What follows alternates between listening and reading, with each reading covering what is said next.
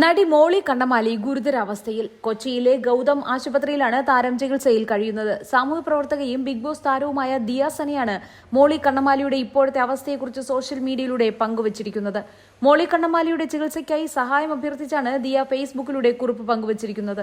സ്ത്രീധനം എന്ന സീരിയലിലൂടെയാണ് മോളി കണ്ണമാലി അഭിനയ രംഗത്തേക്ക് അരങ്ങേറ്റം കുറിക്കുന്നത്.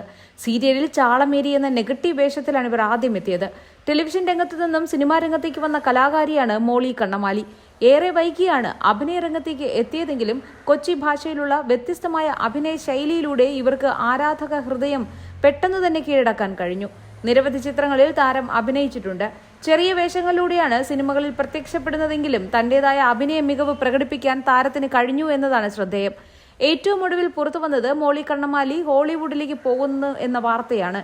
എന്നാൽ താരത്തിന്റെ ആരോഗ്യനില തീരെ മോശമായ രീതിയിലേക്ക് മാറുകയാണെന്ന വാർത്തയാണ് ഇപ്പോൾ പുറത്തു വന്നിരിക്കുന്നത്. നടി മോളി കണ്ണമാലി ഹോളിവുഡ് സിനിമയിലേക്ക് എത്തുന്നു എന്ന വാർത്ത ഏവരെയും ഞെട്ടിപ്പിച്ചിരുന്നു. ടുമോറോ എന്ന ചിത്രത്തിലൂടെയാണ് മലയാളികളുടെ പ്രിയപ്പെട്ട മോളി ചേച്ചിയുടെ ഹോളിവുഡ് പ്രവേശനം. ചിത്രത്തിന്റെ രചനയും നിർമ്മാണവും സംവിധാനവും ഓസ്ട്രേലിയൻ ചലച്ചിത്ര രംഗത്ത് പ്രവർത്തിക്കുന്ന മലയാളി ജോയ് കെ മാത്യു ആണ് നിർവഹിക്കുന്നത്.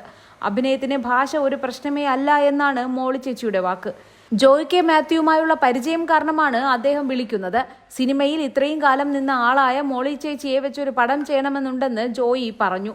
ഇതോടെ ചെയ്യാമെന്ന് മറുപടി പറയുകയായിരുന്നു എന്നാണ് മോളി കണ്ണമാലി പറയുന്നത്. ഇംഗ്ലീഷ് സിനിമയാണെന്നും അത് ഓർത്ത് പേടിക്കേണ്ടെന്നും ജോയി പറഞ്ഞു. ആദ്യം കേട്ടപ്പോൾ ചെറുതായൊന്ന് ഭയന്നു, പിന്നീട് ഓർത്തു പറഞ്ഞു തന്നാൽ അതുപോലെ ചെയ്യാമല്ലോ എന്ന്.